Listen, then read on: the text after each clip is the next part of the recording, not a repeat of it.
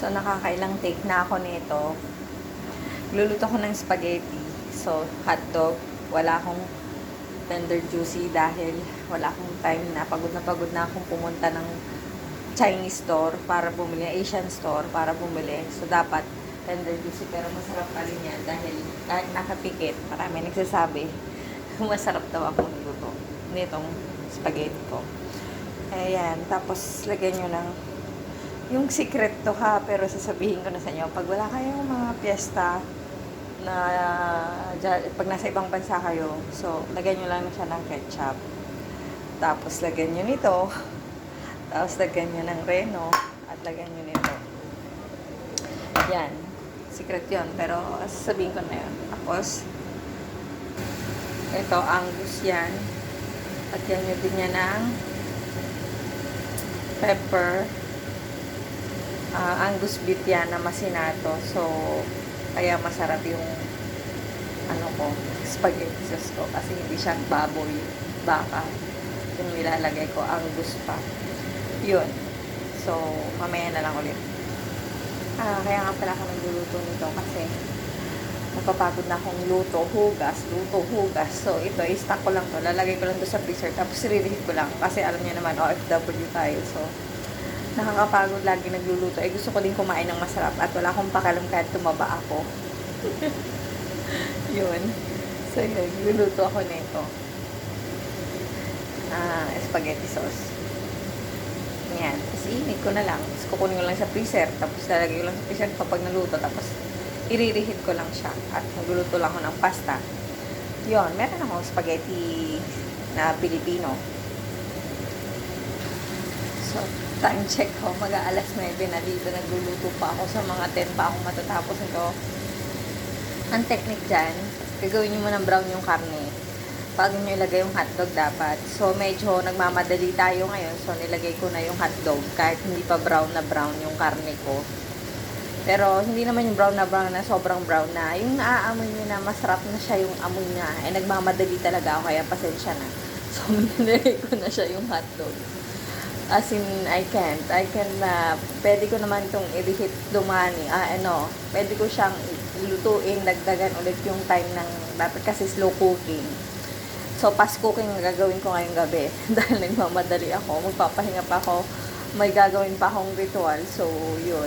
Alam niyo, ritual natin, tumatanda na tayo, kailangan natin magstay young. Yun. So, yun lang. So, yun. Tapos, hindi ko pwedeng sabihin sa inyo dahil madamot ako ngayon. Ang sikreto ko, pinagluluto nito. Kaya, wala lang. Mag-comment na lang kayo para baka gusto kong i-share. Baka matripan ko na i-share yung pagluluto ko ng spaghetti.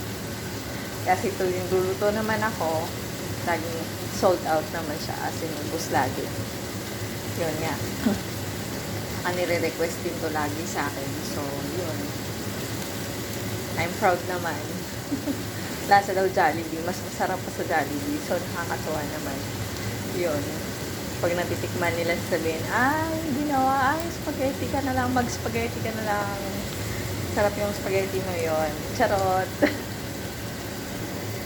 So, yung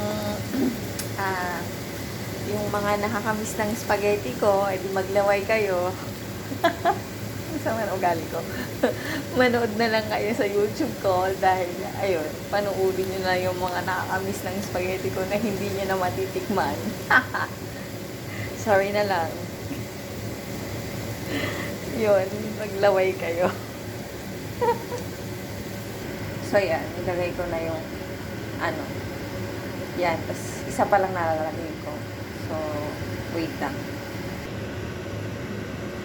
So, yan, haluin na natin. Nalagay ko na lahat. Nagmamadali talaga ako. Dapat talaga, marami pang ingredients dito na hindi ko na pwedeng sabihin na secret ingredients ko dahil madamot nga ako ngayon. So, yan. Nasabihin nyo, may kulang. Pero siguro, kung alam nyo na yung kulang, syempre, kayo na maglagay. Pero marami pa talaga akong nilalagay dito na hindi ko na ipapakita. So, yan. Yun na lang iba. Kayo na mag-isip kung ano gusto nyo idagdag para sumarap yung lalo yung spaghetti nyo. So, nilagay ko na yan. So, nagmamadali tayo. So, gagawa pa ako ng lumpiang Shanghai. I-stack ko din yun. Gagawa pa tayo ng lumpia. So, time check. Magna 9 na. 9 na pala. So, yan. So, mga 10 pa dapat matatapos. Kasi dapat slow cooking nga. So, yun. So, marami pang dapat ilagay. Ngayon, sa mga nakakamiss nga pala, yung namimiss ako, yung spaghetti ko pala, paluto na lang kayo. Tingnan lang natin kung magawa nila yung ginagawa ko, yung lasa ng ginagawa ko. Napakasama talaga ng ugali ngayong gabi. Nakasama ata yung nainom kong Coke Zero. At ang dami kong sinasabing masama sa vlog na to. Okay, masyadong bitter, no? Hindi, joke lang. Charot lang naman yun. Nagbibiro lang naman po ako. Kung namimiss nyo na yung spaghetti ko, wala tayong magagawa. That's life. It is what it is. So, yun lang. Ganun talaga So, paano ba yan?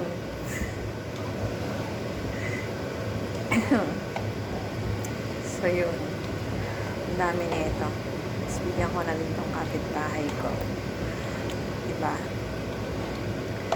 Tayong madamot. Kaya tayo tataba So, yung ano ko, bibigyan ko din. Hindi lang naman to akin lahat. So, namimiss na tong isang yun. So, yun. Babay na at magpo-post pa ako sa Instagram ko. At yun naman ako sa Instagram, French fries. Hanapin yung French fries.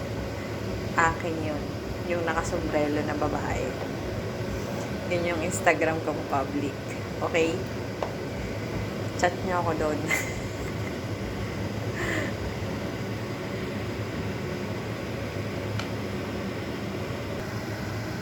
So, patapos na yung mga ibang ingredients na ilagay ko na din. Tapos, last na, mga time check, malapit na mag-alas 10. So, yan. So, napaka-creamy niya na. So, after 10 minutes before 10, lalagay ko na yung last ingredients ko. Nakita nyo naman. So, tapos papatayin ko na to. I-stop ko na yung cooking. Luto na siya.